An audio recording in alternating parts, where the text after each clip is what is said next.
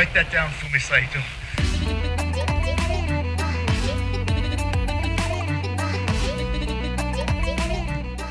Write that down. Write that. With Fumi Saito and Justin Knipper. Write that down, Fumi Saito. Write that down, Fumi Saito. Hello, patrons. Welcome back. I'm Justin Knipper, and I'm here with Fumi Saito, and this is Write That Down. And we also have a special guest run-in appearance from Kiki the cat. Fumi-san, hello. Right. Hello from Tokyo. And hello from Kiki to all of you patrons out there. Right, listening. right. Oh, so demanding. Yeah, before we were recording, Kiki was really almost on the mic demanding your attention.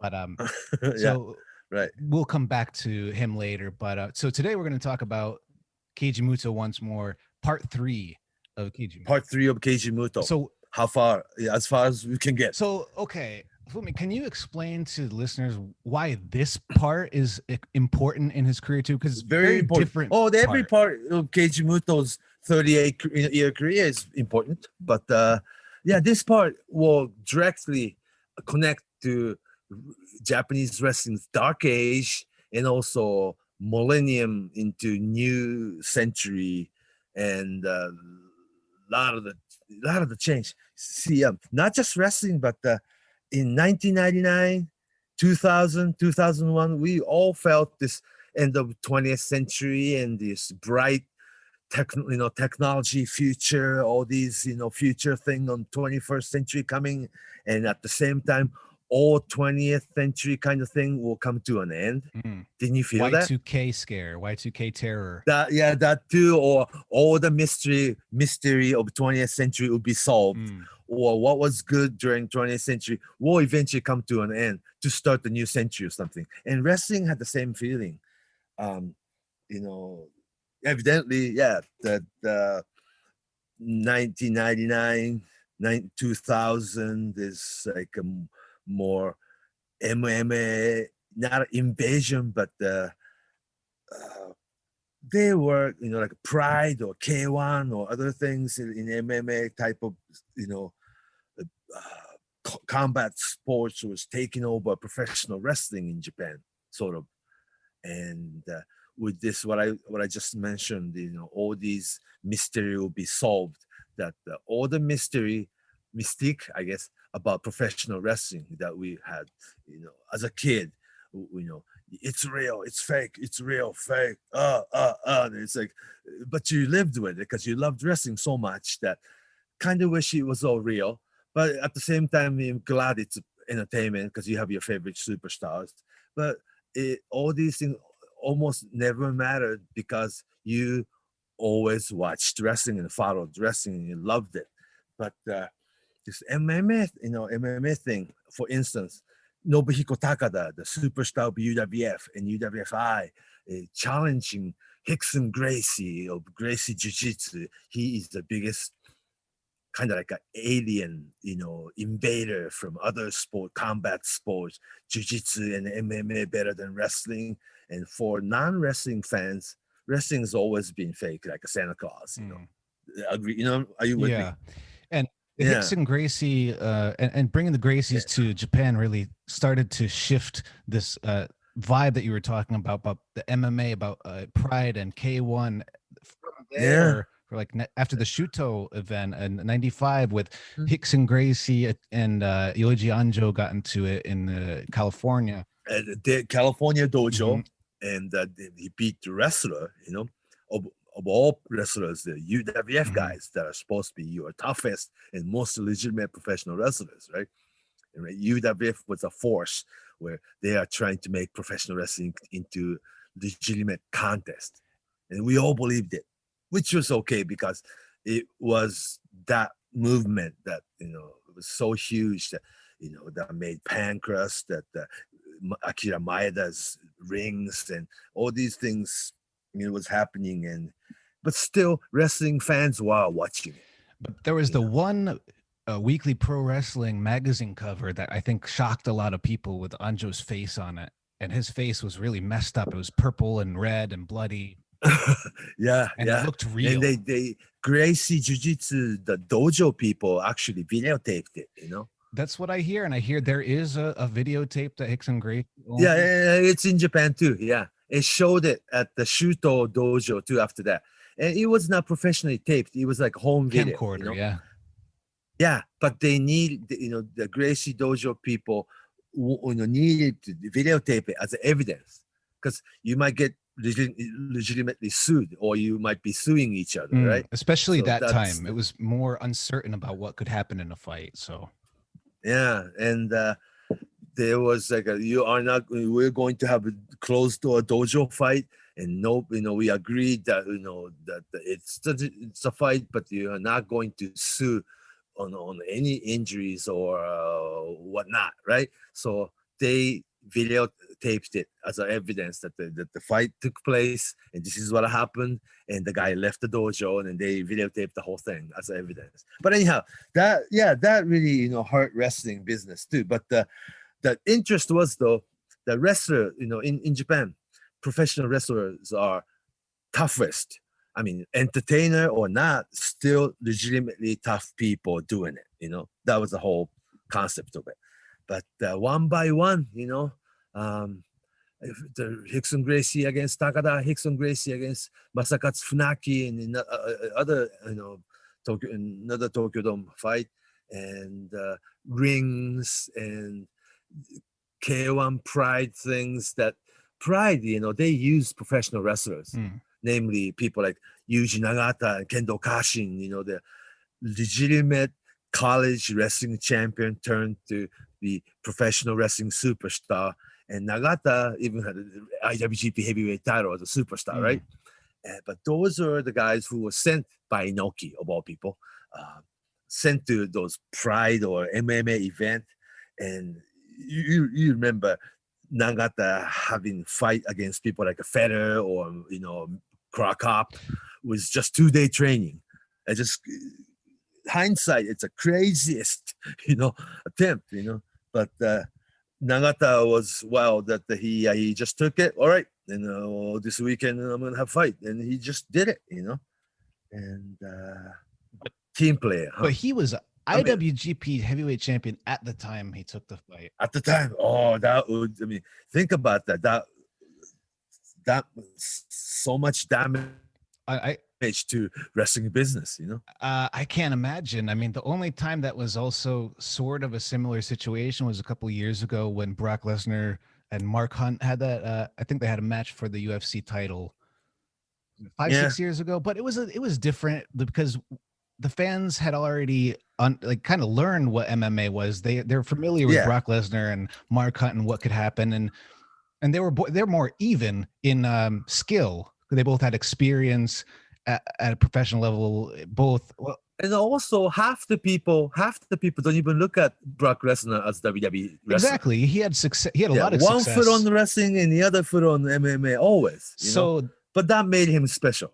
But in Nagata's case, he really, wrestling superstar went in there and with not much, practice or workout or program wasn't prepared enough, but he was willing to do so. It wasn't even his idea. Inoki just booked him, through New Japan, and then he didn't, make any noise. Okay, we'll do it.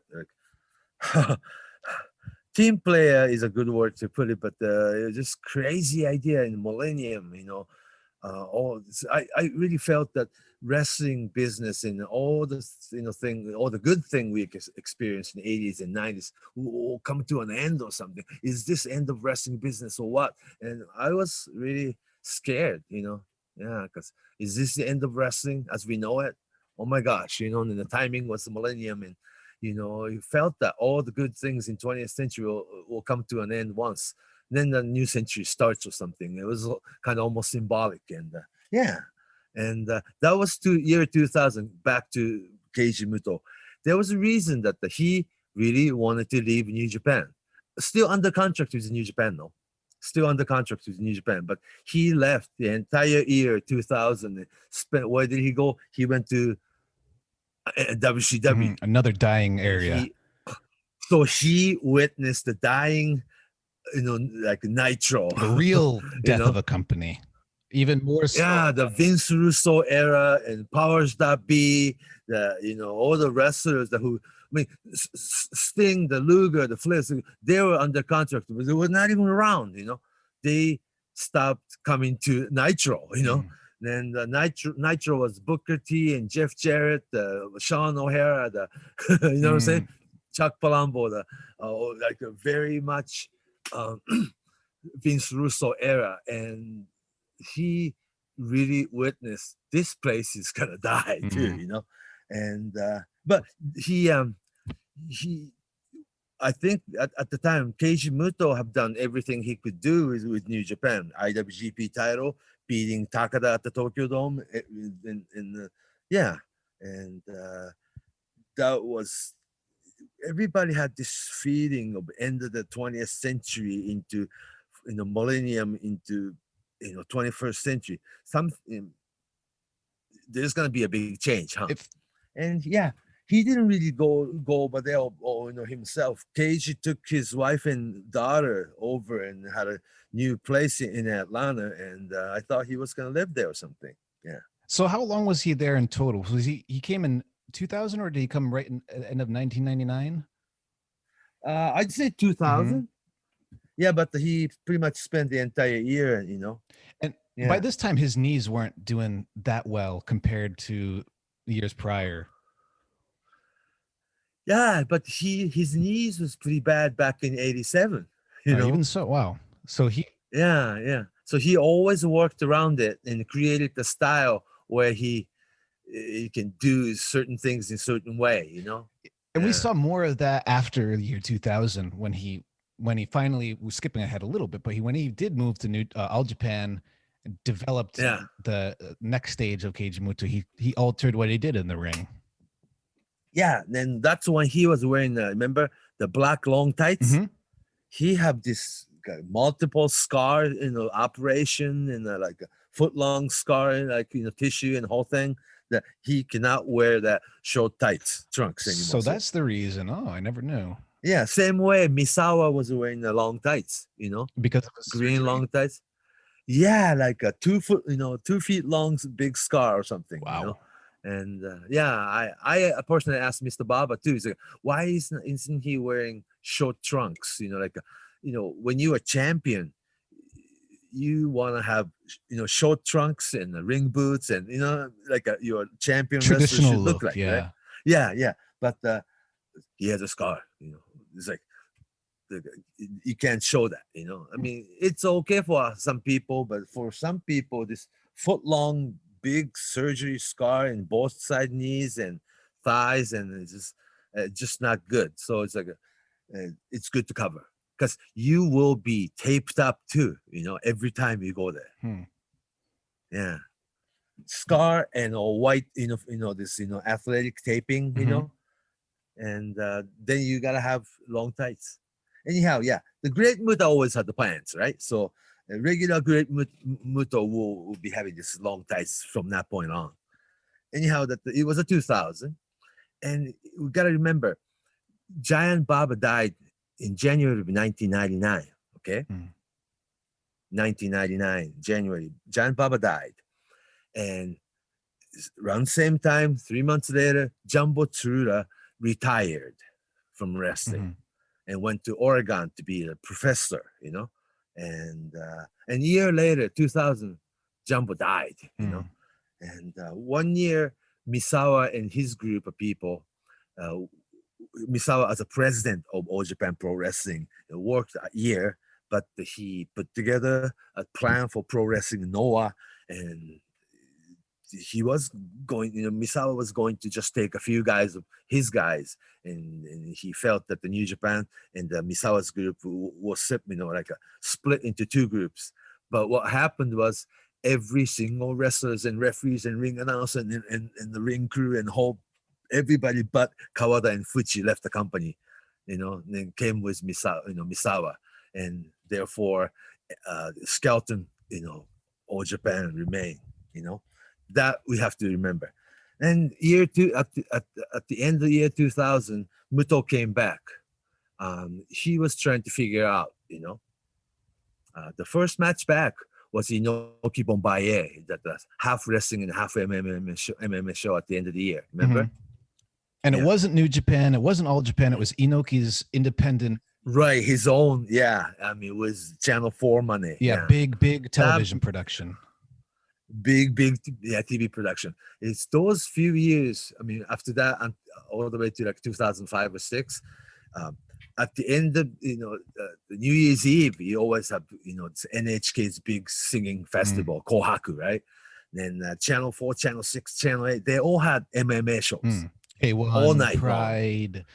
Everything. K1, one channel had K1, and another channel had Pride, and Channel 4, Nippon TV wanted to have another MMA show. So they had hired Anthony Inoki as the executive producer and promoter and created Inoki Bomaye. So therefore, then that was a show where wrestlers and MMA fighter both worked. That was like show 5-6 hour long show. You have all kinds of matches, and of all things, Muto and Nobuhiko Takada made a tag team, right? Against Don Fry. Don Fry and Ken Shamrock. So it was kind of returning back to that that idea of are we doing pro wrestling? Are we doing shoot fighting, mixed martial arts? Oh, then Don Fry and Ken Shamrock is a perfect candidate to sort of to be deceiving. Exactly. Yeah, to be the best. You know what I'm saying? Especially then. Yeah. And throw Takada. Yeah. Because and Nobuhiko Takada. Yeah, Keiji Muto obviously just wrestling superstar, but if he wanted to be, he probably could have been big MMA fighter too. Sure. But Keiji Muto's philosophy was like, what's the point, right? Yeah, I could see him, and also later Satoshi Kojima. They never used or incorporated any of the combat sports or mixed martial arts style into what they did. They never did. They did it more traditional. Yeah, but what he was so good at in dojo was like the quickest kimura he can put on anybody. Really, and he was he had a judo background going in. Yeah, judo, like a third in national. Yeah. So he was special. He's kind of a star from way before. And also, before New Japan Wrestling, he got the chiropractor license. He knows people's bone and muscles and tissues and joints. Yeah. So it seems like there was a lot of thought. Muto, a lot of thought going into his next move, his next choice. Right. And year 2000 ended. So he came home, right? 2001 starts. Mrs. Baba, after, Misawa's group left and they formed a new group, Pro Wrestling Noah, to be the next big major league of professional wrestling, fine. But that Mrs. Baba, that's when she pretty much decided that she is not going to give up. If it was all Misawa's, group, in harmony, and they kept the All Japan, and it was Jumbo Tsuruta. Before he left, he asked Mrs. Baba to have Misawa to be the next president. Mrs. Baba wanted Momota to be the president. Oh, the grandson of Rikidozan? Yeah. No, son of Rikidozan. Mitsuo Momota was... Yeah, son of Rikidozan. His grandson is also wrestling now?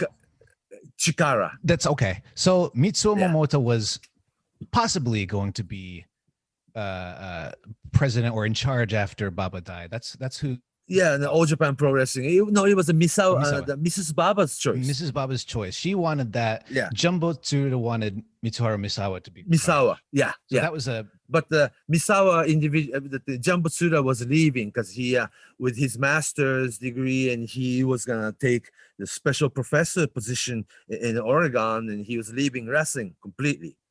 That's when Stan Hansen decided to retire. It was a brand new era, And Misawa's people stayed with All Japan with Mrs. Baba, but only lasted a year. That I don't know how to put it without being kind of harsh about it, but I want to be nice about it, though. Okay, but let's put it this way: the king died, right? The king, Baba.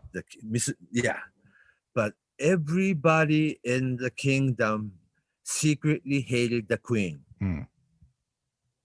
Therefore, under the queen, that things weren't the same, and Misawa eventually, even being the president, eventually was going to leave and form his own company, wrestling, and it's just leaving like a Baba family, you know. And it was going to be just Misawa and his guys, but it ended up being almost every single wrestlers, every single ring announcer, and ring crew and referee and front office employee, almost everybody, but Kawada and Fuchi, But Mrs. Baba decided to keep the company, and you have Fuchi and you have Kawada, and she hired all kinds freelance wrestlers from all over the country, and ended up signing Tenryu too for the first time in 10 years. He returned. Tenryu came back. Yeah. Then that was the year Muto still being under contract with New Japan, that he was sent to All Japan to work All Japan dates. Like a dream match kind of situation. Like he was on loan.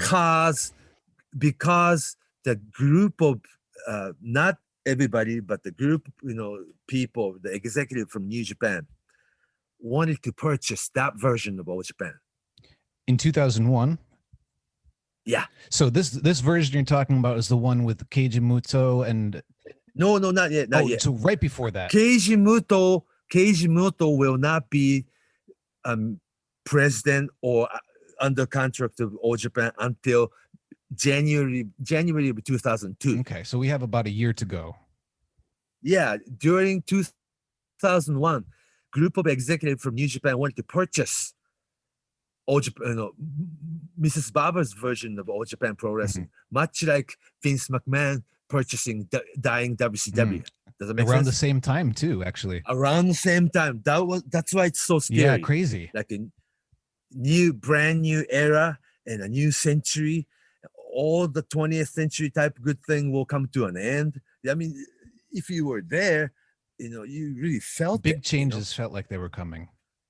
Yeah, the internet was a thing now, and it was part of what was going on with wrestling. Not too much. You had internet, and then people had my computer was Windows Millennium or 98. Oh, yeah, like an XP or yeah, something like that. Yeah, yeah, changed a few times since then, but internet and the emails turn into everyday thing, but not as much. No moving picture like today's streaming service movies. Yeah, no New Japan World, no YouTube. No YouTube, no WWE Network, nothing.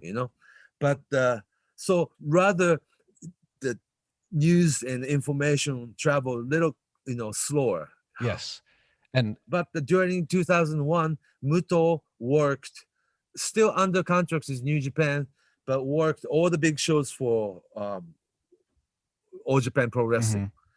Muto against Tenryu, Muto against Kawada. At the time, those were dream matches that worked. They had to do those. They were still running Budokans a few times a year, and and during the course of 2001, Muto really felt that this might be what he wants to do. That he had this close to 20-year career with New Japan and American careers, great Muta. Now that he changed the looks, he shaved his head, it was in Stone Cold, the card angle, great Muta, Keiji Muto, all had the bald, shaved head at the time. It was symbolic too, actually. He really felt like leaving New Japan for good. And it was Hiroshi Hase who put together an idea of taking over the company. At the same time, just like I said a few minutes ago, group of people, actually, to be exact, his name was Nagashima from New Japan. They were executive. They wanted to purchase that skeleton version of Mrs. Baba, Motoko Baba's All Japan, like much like your WCW purchase by Vince McMahon, and to be the New Japan brand of All Japan Pro Wrestling, owning two different company under the same umbrella. That was the idea, but it wasn't like for everybody. It was, Muto thought it would not change anything. That just become under same New Japan umbrella, and no, he wanted to make this All Japan real separate from New Japan cluster or something. And Hiroshi Hase and Muto put together plans, and he really wanted to divide this to a different company. And he really completely left New Japan since. And he never, he's returned in guest appearances, but he has been on his own path since then, pretty much, past 20 years. Yeah, since then. Yeah. So it's like, this is the same. This is All Japan Pro Wrestling. See, coming from New Japan School of Wrestling, All Japan is like so far away, because they never mingled, really. Different philosophy, different channel. It's almost different genre. It's like Marvel and DC Comics, two different universes. Oh, yeah, I guess so. Yeah, for non-wrestling fans, they're all the same. But for anybody who know anything at all about wrestling, it's like American League and National League, or like you just said, Marvel comic and DC comic. It looks similar, but it's a two different thing, and it tasted different. They promote and present differently, and it was, after all, Inoki type of professional wrestling and Baba style professional wrestling.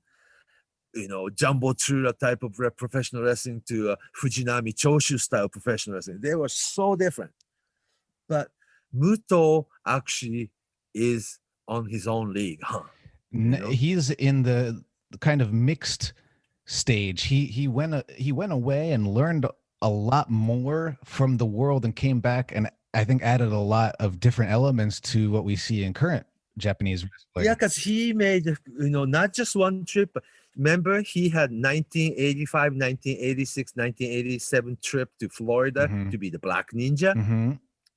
He spent a year there. Then came back to New Japan as a Space Lone Wolf and spent another year or so, almost mid-card babyface. But at the time, there was a New Japan group. Within the New Japan, there was a New Japan Seikigun, UWF group, Riki Choshu's group, and American group. You have like a 50, 60 guys in the dressing room, and Sakaguchi decided to send Muto back to America, right?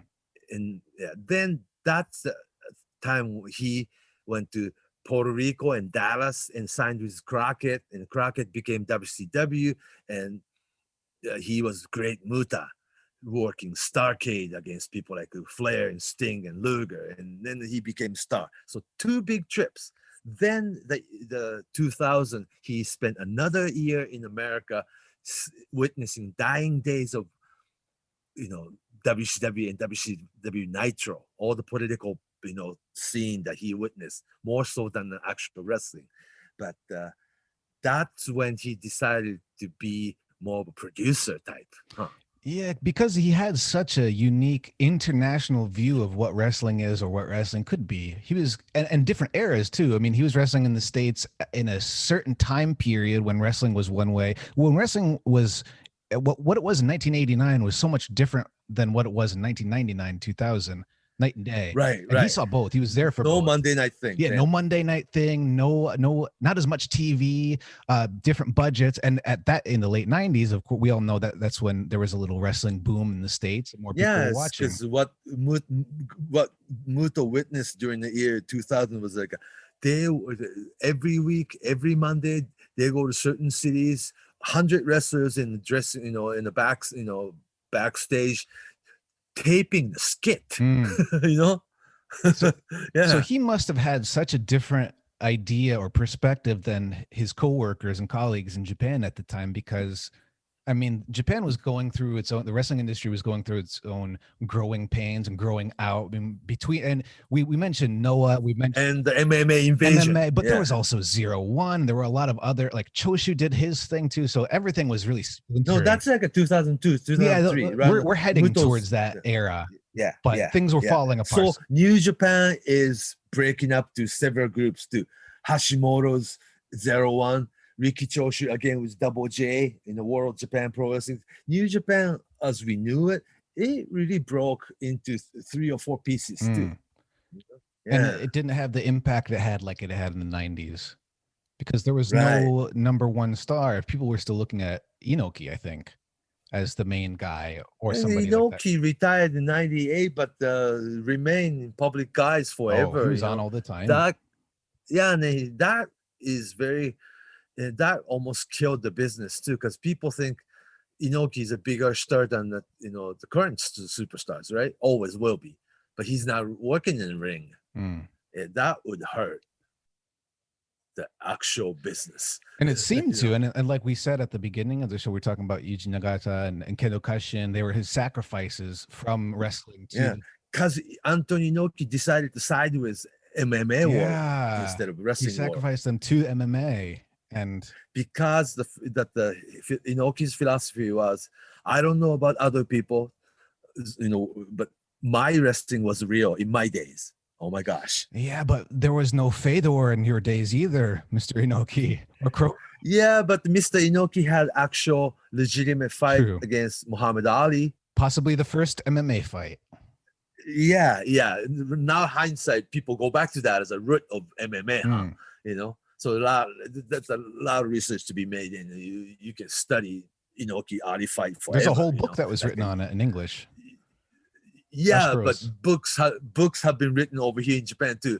Not just one, but quite a few. So it's a big And- to Inoki. It was a big idea, philosophy. Like if you can't fight like I did, then Yeah, because that's how he became, equal to Baba. When Inoki and Baba were together, Giant Baba #1 and Inoki clearly #2 person. Then they went a separate way. That to be able to be the #1 guy or even above Giant Baba, Inoki had to come up with a lot of ideas. See, Giant Baba's All Japan always had every single American superstars, like your Funks, the Jack Briscoe, the Harley Race, the Nick Bockwinkel, AWA, NWA, everybody. pretty all the much. top So Inoki- NWA, AWA superstars. yeah, Top at the time, yeah, for sure. at the time, and they rotate and all through the year, tour after tour after tour. All the big superstar you read on magazines, they come to Baba's. Whereas Inoki had Tiger Jeet Singh, It was and yeah, no, that's why Inoki had to go through this MMA, like Inoki against Muhammad Ali, Inoki against Chuck Wepner, Inoki against this and that, Ruska. and, Willie all what these was things. his name? Willie. William Ruska. No, yeah. there was another karate guy, Willie Williamson.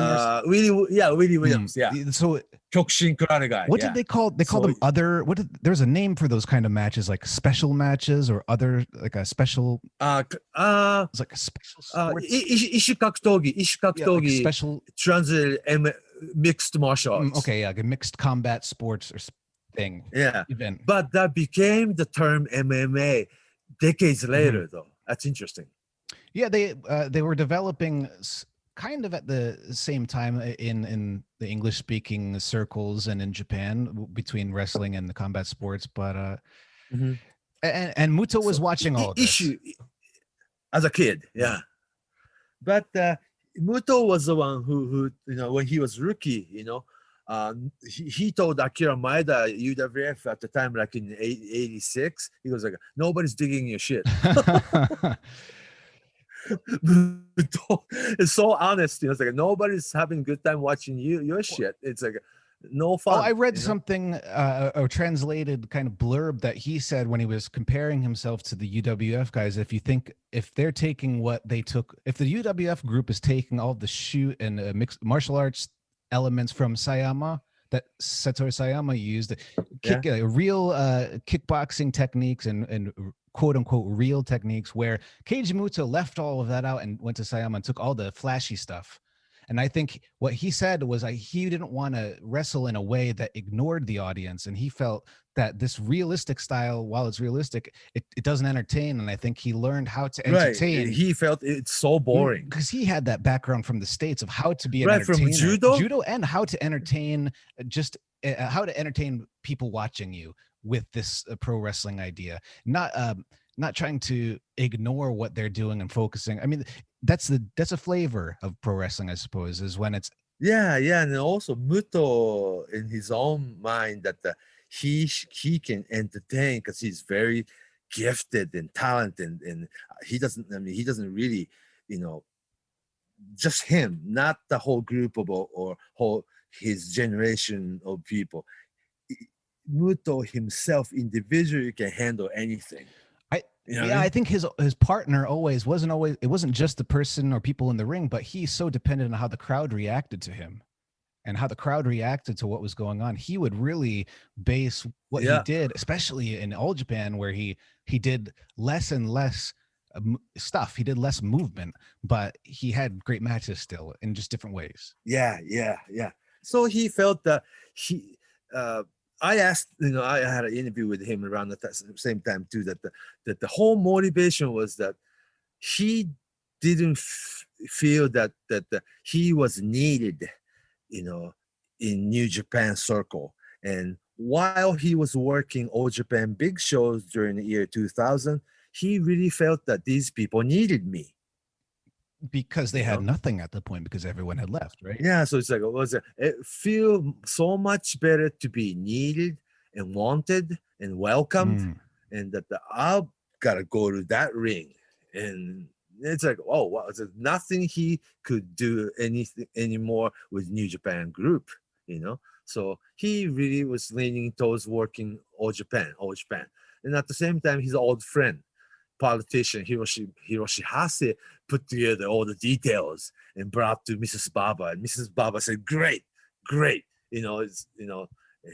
he's coming, and it's just really leaving. See, New Japan always try to trick you, so she didn't trust the idea first, but they gave, had a real like a closed door meeting that is this for real? Is Muto really leaving New Japan and really come to All Japan? Then if Muto comes in and do this and be a president, Mrs. Baba is all ready to leave. And leave wrestling for good. Because Mrs. Baba was never wrestling people. Mrs. Baba was never wrestling fan. He was Mrs. Baba. That's why she spent 30 years doing it, but now Baba's gone, and but she didn't want to, just leave All Japan as it is. But now that somebody like Keiji Muto really leaving New Japan and be part of All Japan, and he's taking a company over, that she's ready to retire, That's what happened in January of 2002. So we're right around the time where 2001 is over. Keiji Muto has made the jump, and I think late in 2001, that's when he won the Triple Crown for the first time too. Right. But it's still under New Japan banner. Technically under contract with New Japan, working big show, All Japan's big show. So winning a title, no problem, But that's like, there are only few people who had both IWGP Championship and Triple Crown Championship at the time. It was big news. Probably, Tenryu and Vader that's about it. I think right? so. Yeah. And also, people were excited that the Muto coming in, that would create all kinds of dream matches, And upon his arrival, he took Satoshi Kojima and Kendo Kashin from New Japan, and those three will make a lot of dream match come true. And those two that you mentioned, Kojima and Kendo, very popular, and they had a completely different career from this point too. I don't know if it would have been the same if they stayed in New Japan at that time. Satoshi Kojima, after another 10 years later, that he will eventually go back to New Japan, to be with Tenzan's tag team partner and all that. But Kendo Kashin never went back to New Japan. He had his own path, Yeah. He's a very unique character too. Unique character, yeah. And then this event really changed people's fate. Don't you I think? think so. I think a lot of people, especially on the All Japan, the let's say the Motoko Baba All Japan version from 2001, 2002, and on. So 2002, Keiji Muto, he had signed on. He was with All Japan Pro Wrestling. In the meantime, Pro Wrestling Noah was basically the old incarnation of All Japan. Oh, Baba's vision, and it was doing really well. They had their own. What was not calculated at the time was though Channel 4, Nippon TV went with Pro Wrestling Noah instead. So that was the big what is it? Yeah, so Muto's version of All Japan did not have television. Yeah, they lost it. Kind of, they'd been on NTV since. I mean, network television. I'm talking. Yeah. So, and All Japan had been on that channel for decades at that point. Decades. Yeah, it'd be like New Japan. At least 30 years up. Yeah, before that. Yeah, it'd be like New Japan leaving TV Asahi. It'd be pretty big deal. Yeah, not just exposure, but the budget they pay you annually. You know. So things were really different, and the shows that they were running in All Japan at the time, 2002. If you check out All Japan TV or YouTube, you can see it looks different. There's smaller venues, very dark venues, and Keiji Muto is wrestling guys that you would never think. Because it's philosophy is different, and the way they run company office, front office different. See, not just Muto himself. I just said Muto and Kojima and Kendo Kashin as wrestlers, right? But actually, they took 5 or 6 New Japan company employees, like your front office staff, like a salesperson and a PR person with him. They all migrated, like 5 or 6 guys migrated to All Japan office, But what we didn't know then was though, they didn't really grow up as All Japan fans. So they grew up as New Japan fans, so they were watching, old video at the office, and they were watching old tape of Terry Funk or the Mill Maskers or some, like old tape. They're sitting in the office watching, right? Oh, I didn't know Terry Funk was that popular. Wow, Mill Maskers was this popular. It's like they didn't even watch TV growing up. The company. They grew up watching Inoki in New Japan, right? So they came in All Japan office, didn't realize that they knew so little about All Japan's history. And the way they ran office, the way the history, Terry Funk, Mill Maskers. I never knew they were that popular. Oh my gosh! And an older All Japan employee, the staff were looking at each other and said, wow. They must have had fierce loyalty to New Japan during that time.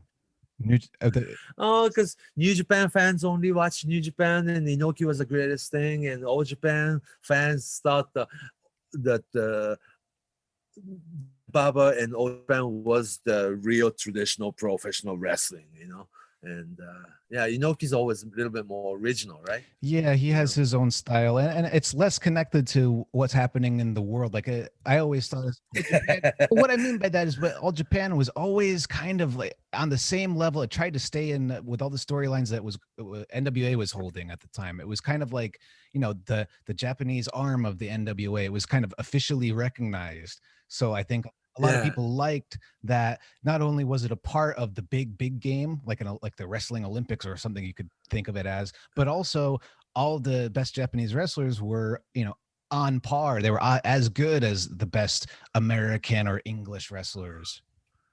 Yeah, that's how it was presented.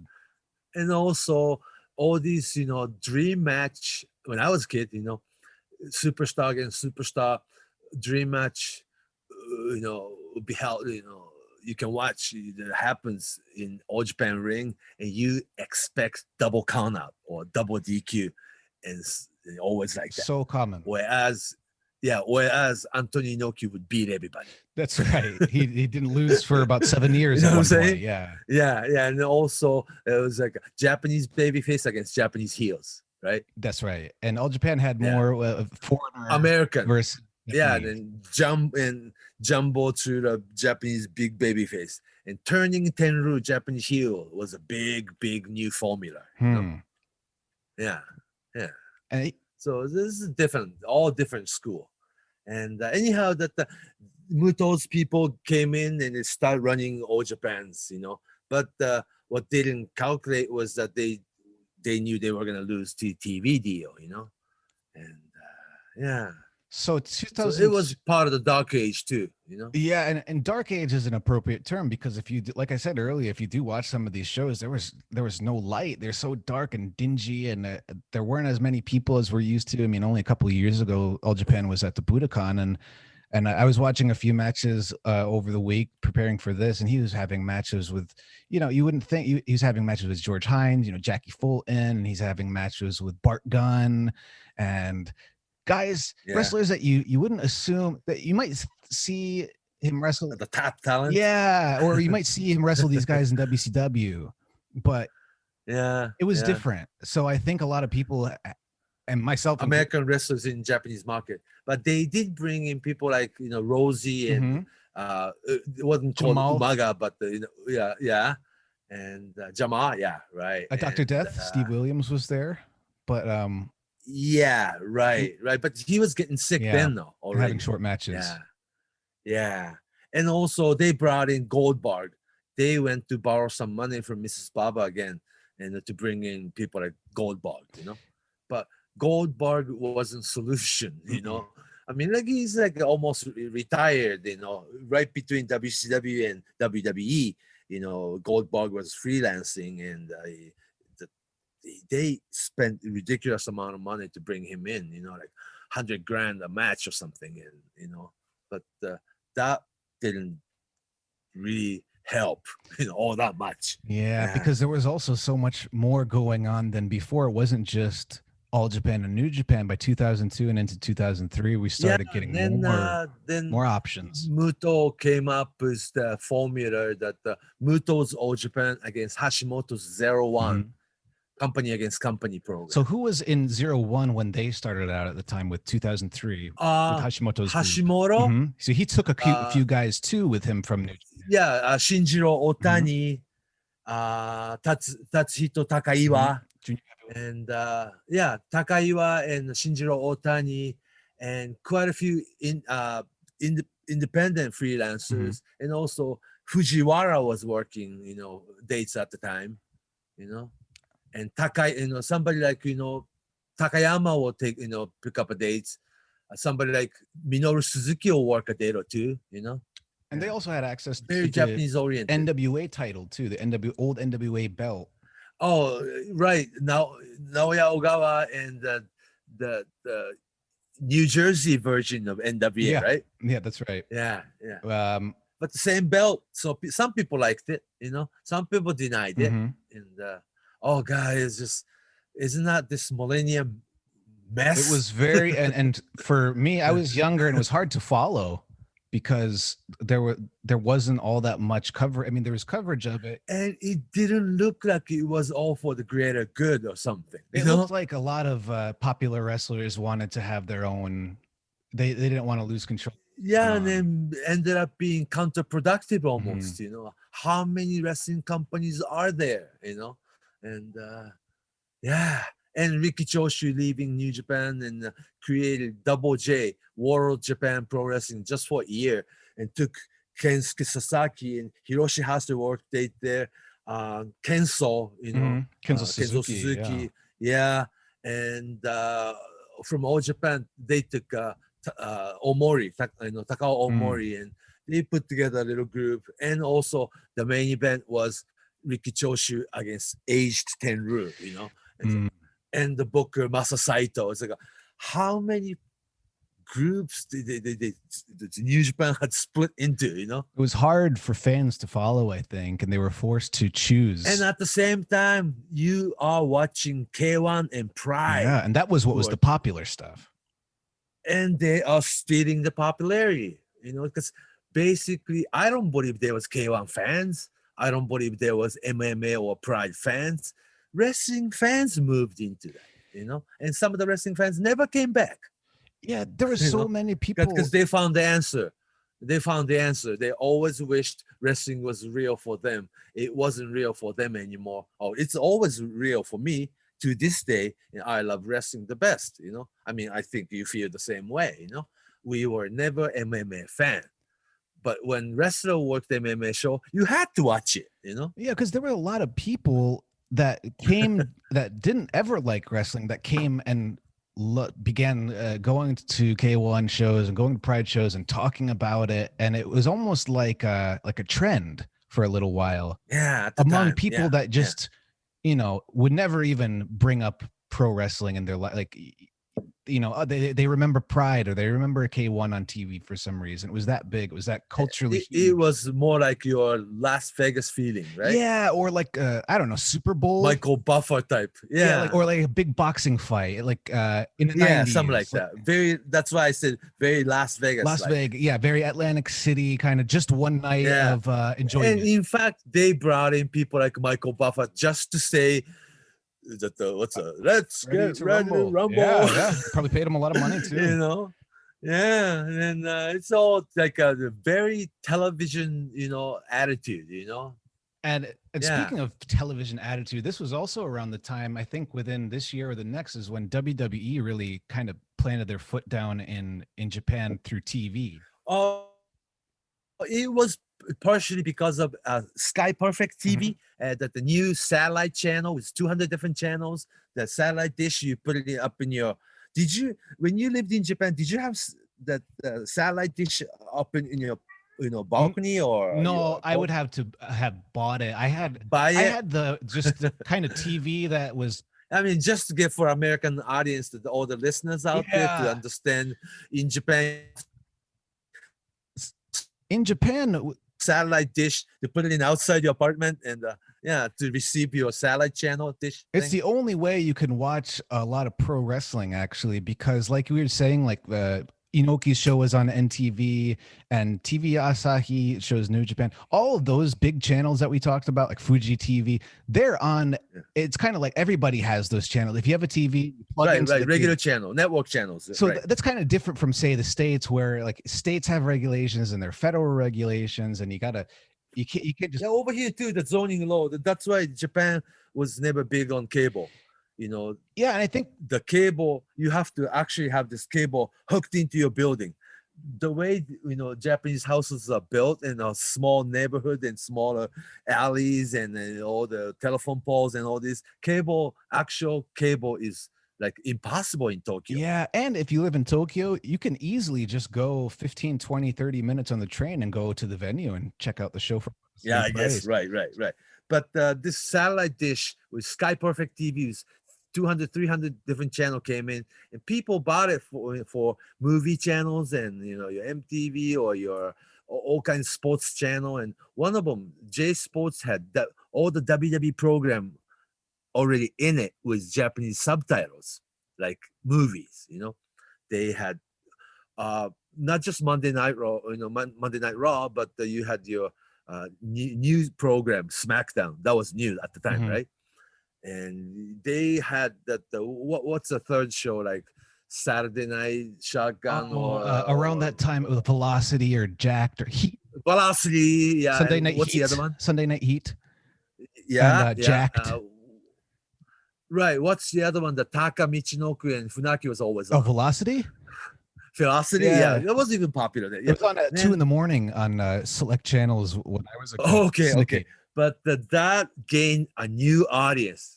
What they were watching, they never knew Monday Night Raw was such that the backstage skit, storyline, diva, Vince McMahon's his own, involvement with all the dramas, family drama, Stephanie, the Undertaker being evil, the Stone Cold, Rock, that era, that got really new audience, like a TV viewer. Then they brought in your live event to Yokohama Arena. It was almost like an imported live event, like the circus. Yeah, like a rock concert. Like they brought in a Rocky Horror Show or something. And I even see pictures when WWE comes to Japan. You see all the fans in the cosplay. They dress Cosplay, up of like their course. so many. So it has its own. So many of them. It's So they wrestling fan? Yes, but they are WWE fans. They created the whole new crowd, whole new audience. Yeah. and that on top of all of the new Japanese companies in 2003, 2004. Oh my gosh, yeah. If wrestling was popular, yeah, it's like so much, so many wrestling groups to choose from, and you should be happy. But I had this gut feeling that something's gonna, break. Yeah. So I mean, so Yeah. this was kind of lasting for a little while. It's 2004, 2003. Muto had established his So All yeah, Japan. so today we're talking about Keiji Muto and his version of All Japan. They really struggled, but you know they had do what they had to do. This is All Japan, and this is Keiji Muto running a company and still being top star, and you're running the whole year schedule. You have your spring tour, you still have champion carnival, you still have to carry your triple crown title, you have to have some Americans, you know what I'm Mhm. saying? And Yeah. they eventually, within these few years, they did get on that satellite channel Gaura, Gaura, but it's yeah. much smaller. Gaura is not all that. Oh god, It's they would not pay you the fee, like annual fee. Other network channel will pay you. it's kind of like, if patrons are listening now, it's like MLW on Fubo Sports or whatever it's called. I mean, it's big. It's Okay. it's got money. It's big, but it's not NBC. It's not USA. It's not TNT. Like, not even close. So it's Right, scale is so right. much different in All Japan at this time now too. So Yeah. we And we have to, we have to remind our listeners that there is no moving picture in internet at the time. right. It's not like we can Yeah. just hop on the internet. I mean, what I would do, I mean, I had we had cable internet by this time in the 2000s, but you'd still, if you wanted to see it, you have to maybe wait at least a month and a half to get the tape. Yeah.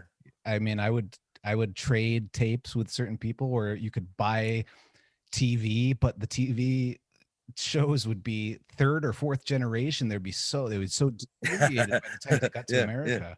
So So not just wrestling, but a lot of changes, like a drastic Just change life. in media Life life. changes. Yeah. So we went through that at the time. Yeah. and Muto was kind of living out the changes in front of us. He had the shaved head and the goatee and the new style. Yeah. And he was just every bit just as good, but the time wasn't the greatest, right? So that's why I think we Yeah. saw him popping up again and again, sometimes in these dream match situations. Like, I remember he showed up in Yeah, at the time, or- because while he was being the president of his version of All Japan Pro Wrestling, and president, top star, a booker, yet he was taking dates from people like Hustle shows. Remember? oh yeah, that's the really dark. Yeah. That's how dark it got. Oh, Hustle- that's dark. Hustle is the Oh darkest my of the gosh. dark ages. Yeah, I think so. Yeah. Oh, I just can't. I mean, how can, if we had to, I try to erase it from my head. if you had to explain, so some people don't know what it is, but Hustle was a pro wrestling Hustle. company kind of ran by Pride's Dream Stage Entertainment. Yeah. So if Right. you had to explain it in one sentence, And they were calling themselves not a professional wrestling, but fighting opera or something. something crazy. Yeah. How could you Yeah. describe it to somebody if you could only use one sentence to describe it? Wrestling run by non-wrestling people, know-it-all people. They didn't have any either background or further interest in it. It was just really random. Or just it's worse Mm. because they thought they knew wrestling, how to make like people come and pay for it, and they thought they studied the WWE, and they learned about how to do storylines. And with Pride, they had money, some kind of money to play around. They were able to bring in people like Goldberg, Nash, Hall, Cactus Jack, Mick Foley, and Steiner Brothers, on top of your, at the time, very big Japanese, big in Japan superstar like Bob Sapp. Or even Japanese stars like Hashimoto and Naoyaga. Right. Yeah, it's sad enough that they were hurting, so they would take booking from Hustle. They would probably pay you per match better than your own company. something wrong with it, right? With that Yeah, picture. it was hard to, and even Kawada would show up and he would be doing comedy. Kawada would show up as a Dangerous K. Yeah. Do the dance, and Yeah. Takada had the M Bison. Yes, it's like somebody's selling their soul. It just felt It felt like it felt like Oh, what's God. happening? What happened? In this world. Yeah, and especially with somebody like Takada, who was the top of the serious game. With Hitler costume. Yeah. Oh my gosh. And you had Mark Colbin and Kevin Randleman, who were Right. Yeah, people like that, the legitimate MMA fighter pretending to be it was wrestler. bad. I just all those bad things. Oh God. It was I'm trying. yeah, you're trying to it sounds like you still have a PTSD over it. Oh yeah. I do. I I think do. many people do. We'll have to sometime revisit some of these shows because I think I need some help understanding. That's how I got sick, I think. Hustle. Yeah, well, around the time and what was happening in the wrestling world, and I thought this is going to be the end of professional wrestling. Yeah, I mean, year 2007. My God, Oh, yeah. Carl Gotch died, and my friend Mike Awesome died, Bam Bam Bigelow died, and Chris Benoit thing happened. It was bad time. It just and from 2005 to yeah, and then I went to the doctor and they told me I had cancer. dark ages. That was the same year. Yeah. So I had a major operation and I removed the entire stomach. And yeah. Oh my gosh. Oh, it was a bad period. But we made it out. We all made it out. Muto and all. I think so. Oh, great. Because yeah. So let's talk a little bit about 2005, 2007-ish. So it was nothing more happened. Wrestling survived. It survived. Yeah. It wasn't like 2000 where it was like an earthquake. Everything was shifting. The world was Pangea was breaking apart into many and also we were all ready to close 20th century, new millennium, and the bright 21st century was going to happen, right? But not immediately. Not immediately. But around this time is also when Keiji Muto again pulled out and started his own project again, Wrestle 1. Yeah, that Wrestle 1 was like another hustle done by K1 no. Right, which is why it's Wrestle was run by Pride people, right? Wrestle 1 was another wrestling show run by K1 people. The same idea. They thought they could take over, like MMA people with money. It was popular at the time. They thought they can buy professional wrestling, And oh God, and Muto of all people went with K1 and did the Bob Sapp or like Abdul the Butcher against Satake or kind of freak show booking or the Ernest host doing professional wrestling abdominal stretch or you see more of the not older but K1 or sometimes with Hustle, the Pride guys who used to be there. They lost some matches and maybe their career is winding down and then they go to pro wrestling and do some silly stuff. Yeah, but the pro wrestling is not below something, I mean, that really harmed all the wrestling fans' mind, It's like they are really, really treating wrestling as something that below MMA or boxing or kickboxing or MMA or any shoot sport. It was treated like a joke. And run by people who know nothing at all about wrestling. And we had to really wait, to have like somebody with wrestling heart, wrestling mind, or who will conquer not the conquer, but these like a good enough wrestling way. Those little things would not matter. You really had to wait until Hiroshi Tanahashi and Shinsuke Nakamura era. Sort of coming close to, and around this time I think 2008 was when Keiji Muto actually had an All Japan match with a young Hiroshi Tanahashi when he visited. Tanahashi was kind of the heel, visiting heel, and Tanahashi was sent to All Japan to participate in Champions Carnival. Much younger. In return, Muto would take a couple of days New Japan's big shows. So that was the extent of what we would see from Keiji Muto. You'd have the big matches. Another era. in All Yeah, Japan. But yeah. yeah, it's just again, it's like he had great matches with Satoshi Kojima through the time. Who Kojima became his own kind of big star in that way. But and then so let's talk a little more about Wrestle One. In the initial days, how was the reception to Muto's kind of project with K1? Well, what's so great about Muto is the he could come in and work Hustle. He could come in and work Wrestle One. He can still work All Japan. What he does is just about the same. Mhm. You know what I'm Yeah. saying? Yeah. He does not betray anybody. He's always Keiji Muto. You know it's him. Yeah, in any ring, any atmosphere, any environment, or any opponent, Muto will end up looking like Keiji Muto and will always have perfect match. And that saves people's like that really saved my day. It relieves us. Like, okay, he can make it Yeah, work. I think so. He's kind of like a Terry Funk, where even if the situation He's the is only crazy, one individual, Yeah. That the whole group is not like that. I mean, he cannot let everybody else do the same. But when Keiji Muto comes in, we would feel safe, that his match will be okay. Sure, yeah. Yeah. So, and it started out. So all in all, yes, I had, and most wrestling fans, or whichever whoever was left at the time, Yes. still had faith in Keiji Muto, and he was our guy. I forgot to mention around this time too, especially in the beginning of All Japan, he also took under his wing Kaz Hayashi, who became a big part of All Japan at the time. Because those two became friends in Nitro.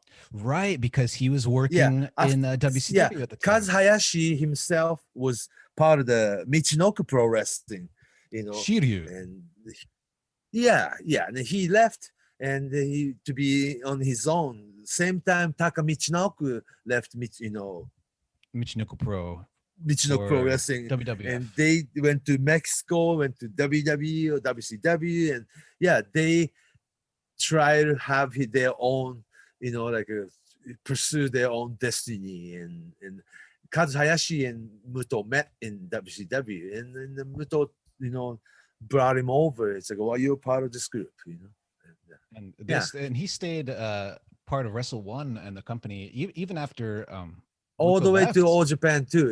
And the second version of Wrestle W1 too. I guess the last version.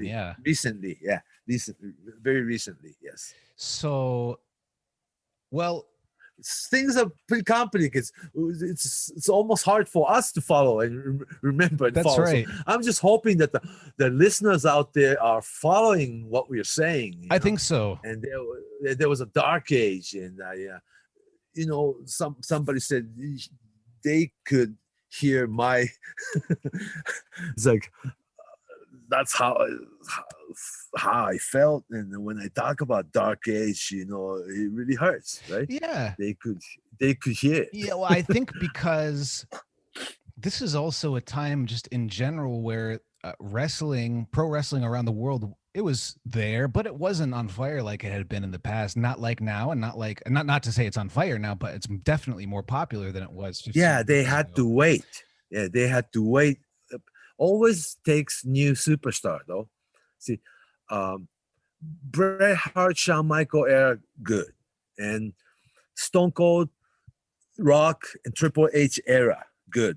But you had to wait until John Cena merged to have another era, There didn't feel like a big shift yet. We still had a lot of old stars, but in WWE, you still had your Undertaker, you still had your Ric Flair. Yeah, sure. And in New Japan too. At the time, we still saw a lot of old faces showing up. New Japan, All Japan. Keiji Muto is one that kind of persevered, and he didn't really have to. He went with the time. He changed with the style. He didn't kind of get left behind like some wrestlers end up getting left behind because they don't want to change. They just keep what they're doing what they do, and sometimes it works, and sometimes it doesn't work as well. But Muto's and with this version of this is when Muto introduced Shining Wizard. That's right, as a new in All Japan. Because so why did he introduce a new, less flashy move than say moonsault? Well, it hurt his knees every time he lands a moonsault that he shouldn't be doing it. and he cannot really, fly high to do the high drop kick anymore. It was like somebody leaning. Picture Hashimoto on his knees. You run into him and give him, big knee to his face at that height. I mean, came up with Shining Wizard. It's more like a motion and running, and it's a whole dance.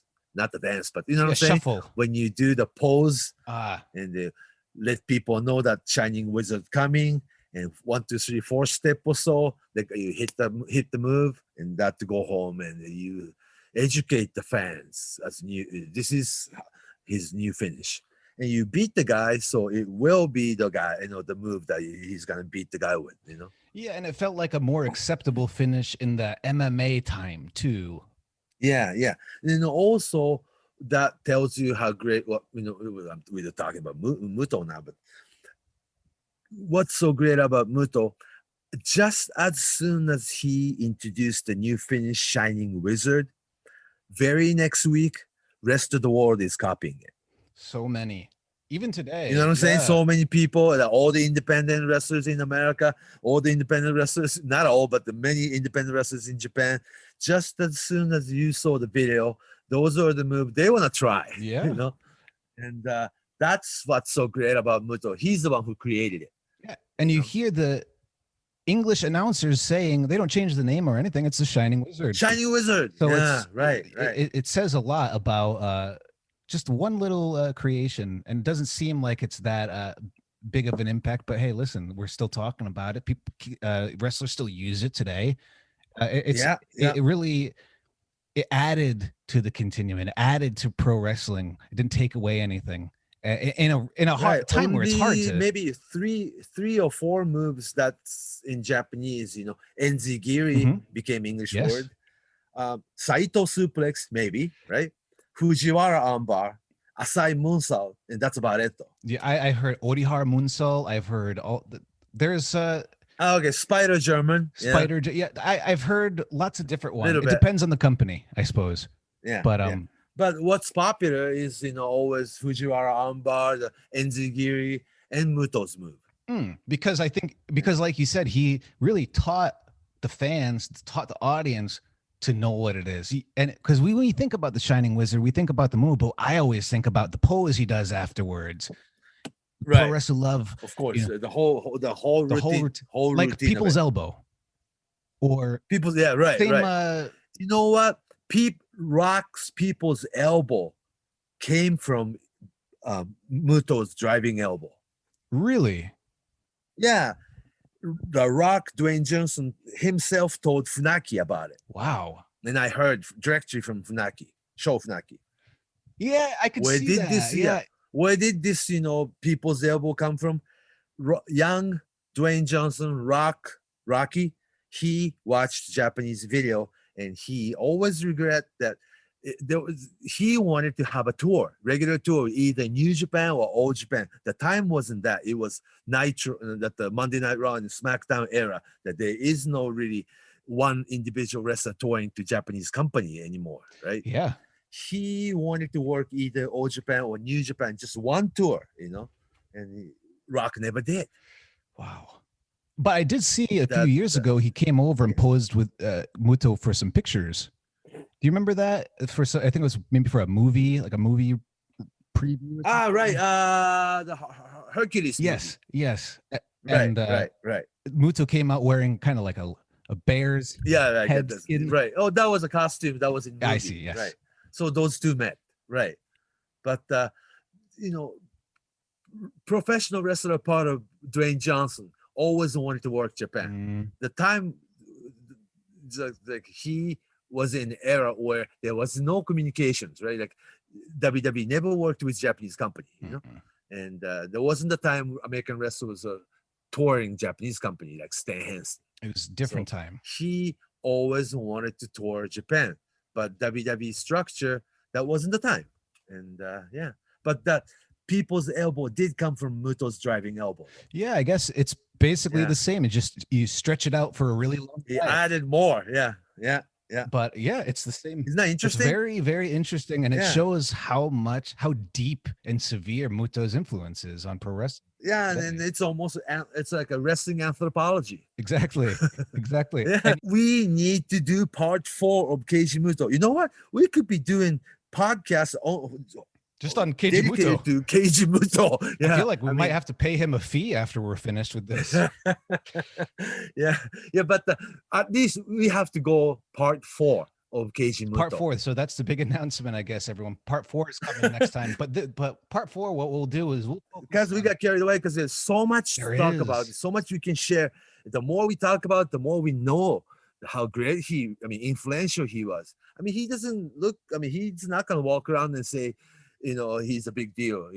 He is a real person, and very open.